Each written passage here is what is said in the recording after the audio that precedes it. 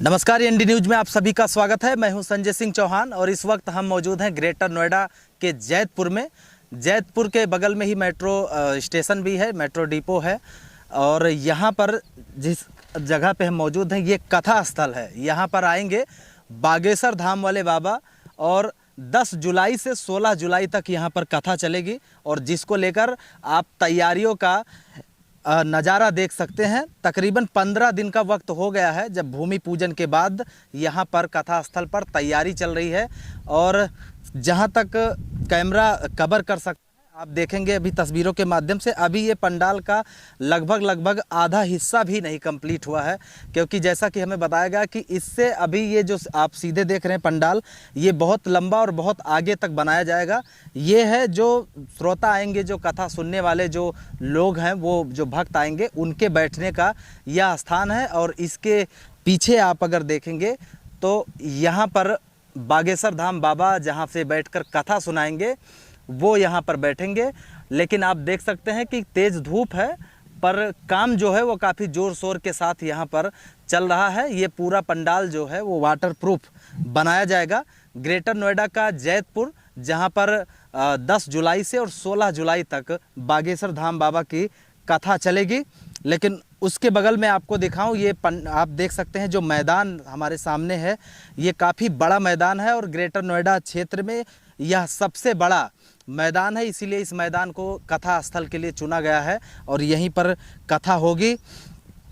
और ऐसा भी बताया गया है कि यह ज़िले में पहली इतनी बड़ी कथा है और पहली बार ऐसा है कि जब इतनी बड़ी तादाद में यहाँ पर लोग आएंगे कथा सुनने के लिए। और पहली बार इस कथा स्थल पर बड़ी संख्या में जो लोग आएंगे, लाखों की संख्या में लोग होंगे, उनके बैठने का इंतज़ाम किस प्रकार से होगा और जो गाड़ियां आएंगी, जो पार्किंग होगी वो किस प्रकार से होगी, लेकिन वो जो आयोजक कमेटी है वो भी बताएंगे। लेकिन उससे पहले आपको बताऊं कि बागेश्वर धाम बाबा का जो पंडाल होता है वो किस तरीके से बनता है।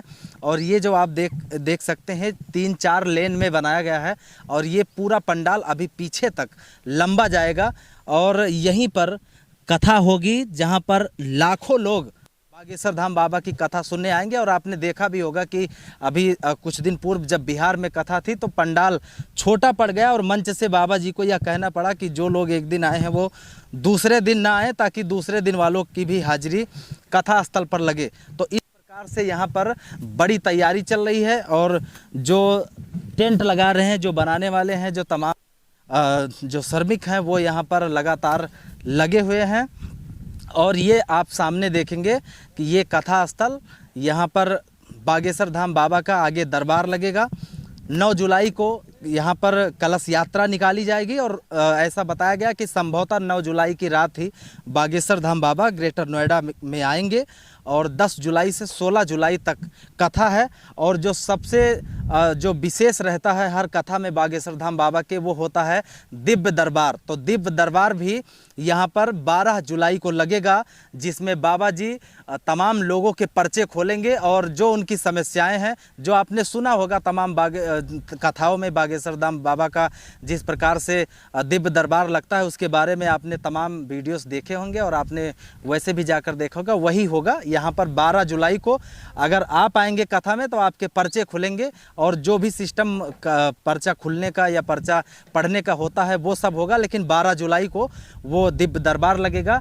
लेकिन और ये सामने होगा मंच जहाँ से बागेश्वर धाम बाबा बैठेंगे और यहाँ से कथा सुनाई जाएगी। और इसके इस ओर अगर आपको मैं दिखाऊं तो ये बगल में भी पंडाल बन रहा है, जहाँ से भक्त जो हैं जो आएंगे वो कथा देखेंगे। और सामने का आप नज़ारा देखिए कि सामने अभी भी बहुत बड़ा मैदान पड़ा है और ऐसा बताया गया है अभी आने के बाद में कि इस पूरे मैदान को ही जो लोग आएंगे सुनने के लिए कवर किया जाएगा। अभी भी ये काफ़ी लंबा इसे बनना है और वाटरप्रूफ ये पंडाल बनेगा, क्योंकि जुलाई में कथा है तो कहीं अगर बारिश का अंदेशा हो तो जो लोग आएंगे, लाखों की संख्या में लोग आएंगे, उनको किसी प्रकार की दिक्कत ना हो। हम आयोजक कमेटी से भी बात करेंगे कि किस प्रकार से इंतजाम किया गया है यहाँ पर और क्या क्या जो लोग आएंगे उनको सुविधाएं मिलेंगी, क्योंकि ना सिर्फ ग्रेटर नोएडा, दिल्ली, गाजियाबाद, बल्कि तमाम प्रदेश के अनेकों हिस्सों से भी लोग ग्रेटर नोएडा में आ सकते हैं।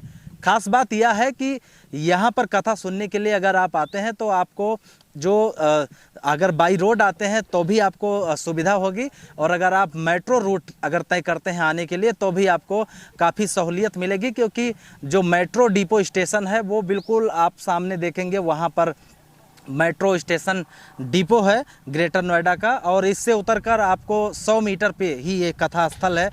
तो आप अगर बाई कार आते हैं या मेट्रो से आते हैं तो हर जगह से आपको सहूलियत मिलेगी। लेकिन बात करते हैं पंडाल की। आपने तमाम पंडाल देखे होंगे, तमाम कथा स्थल पर आप गए होंगे, लेकिन ये जो पंडाल बागेश्वर धाम बाबा का बनाया गया ये काफ़ी बड़ा और ऐतिहासिक पंडाल होगा, और लगभग ग्रेटर नोएडा क्षेत्र में अब से पहले इतना बड़ा पंडाल कहीं नहीं लगा होगा जितना बड़ा पंडाल इस बार बनाया जा रहा है।